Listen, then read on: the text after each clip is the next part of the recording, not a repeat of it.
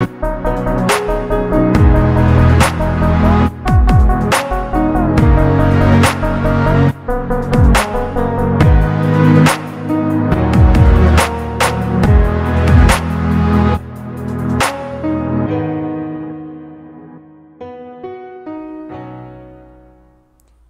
à toi chers spectateurs et bienvenue dans Carte Blanche, l'émission où je vous sers sur un plateau ce que je pense quand j'en ai envie.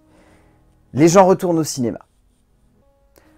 Bon, moi personnellement de mon côté, je vais être sincère, j'ai toujours eu la sensation que les gens allaient au cinéma parce que dans la salle où je travaille, on a eu un mois de juin bien garni, avec pas mal de festivals et beaucoup d'événements, donc j'ai pas eu vraiment la sensation que le mois de juin était si fat que ça. Après, d'un point de vue entrée, vous regardez, c'est clair et net que le mois de juin n'a pas été à la hauteur de ce qu'on pouvait en attendre, surtout au vu des films qui sont sortis dans le mois de juin. On a eu un Pixar, on a eu une saga qui a repris, on a eu tout un paquet de propositions qui sur le papier pouvaient être intéressantes, on a eu des films qui, malgré une esthétique douteuse, et un travail du graphisme compliqué et peut-être un scénario foutraque pouvait potentiellement faire des entrées. On a eu un premier gros blockbuster au tout début du mois de juin, mais aucun de ces films n'a réellement su convaincre ou en tout cas emporter les spectateurs sur son passage.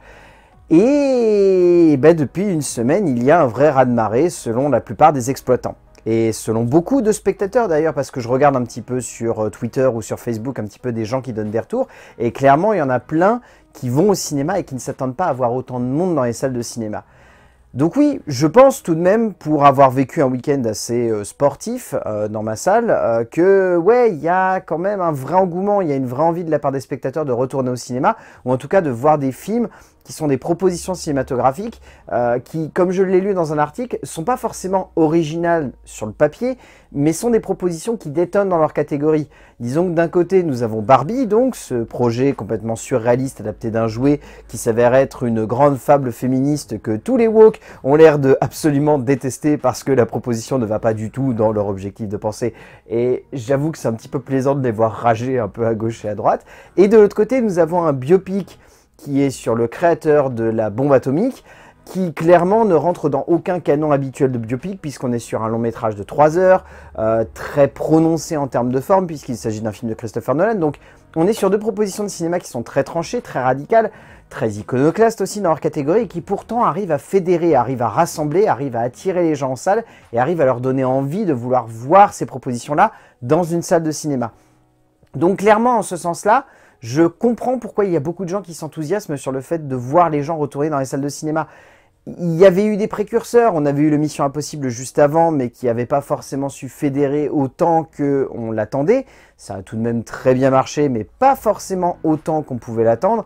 Mais là, par exemple, le box-office américain l'a démontré ce week-end. Il y a eu un vrai engouement, il y a eu une vraie passion pour le Barbenheimer, parce que clairement, les deux films qui étaient supposés faire des scores, je crois, annoncés de 77 millions de dollars de recettes pour Barbie et 50 voire 60 millions pour Oppenheimer, s'avère être 155 millions de dollars sur le territoire américain pour Barbie et plus de 80 millions de dollars sur le territoire américain pour Oppenheimer. Score extraordinaire pour un mois de juillet, score encore plus extraordinaire pour un été, parce que réellement l'été c'est rare de voir autant les spectateurs aller dans les salles de cinéma. Donc en ce sens, ça fait du bien. Mais est-ce que c'est pas la question que j'ai envie de me poser, un effet de mode? Est-ce que c'est pas juste parce qu'il y a eu un vrai engouement ou parce que aussi c'était deux propositions de cinéma qui étaient détonnantes et qu'il y a eu le délire aussi autour de la proposition de voir deux films radicalement opposés fusionnés pour devenir un seul et même phénomène? Est-ce que ça vient pas aussi de là? Et alors là, il y a une question encore plus large qu'on pourrait se poser, c'est est-ce que les gens ne retournent pas en salle parce qu'il y a un engouement numérique et autour des réseaux sociaux pour ces deux propositions? C'est la grande question qu'il faut se poser. Est-ce que ça va durer? Est-ce que sur les prochaines semaines, on va avoir des scores qui vont être aussi similaires? Ou est-ce que c'est juste l'effet d'une fraction de seconde qui va se perdre dès qu'un autre long métrage va être arrivé ou dès que on sera passé à autre chose? C'est la grande question en fait, parce que comme le pensaient à une époque pas mal d'exploitants, l'intérêt d'un film était d'avoir une longue vie en salle et pas uniquement d'avoir une vie éphémère. Donc est-ce que là, il va y avoir une longue vie en salle pour ces deux films ou est-ce que c'est juste éphémère et qu'en une fraction de seconde, le week-end prochain, on les aura déjà oubliés? Ça, malheureusement, ça sera au box-office de décider et vous le verrez de toute façon dans les chiffres et dans l'engouement qu'il y a en salle. J'espère personnellement que l'engouement va durer et qu'on va être potentiellement sur le même phénomène qu'on a eu avec Avatar 2 qui a démontré qu'un film pouvait avoir une vraie longue et belle vie en salle.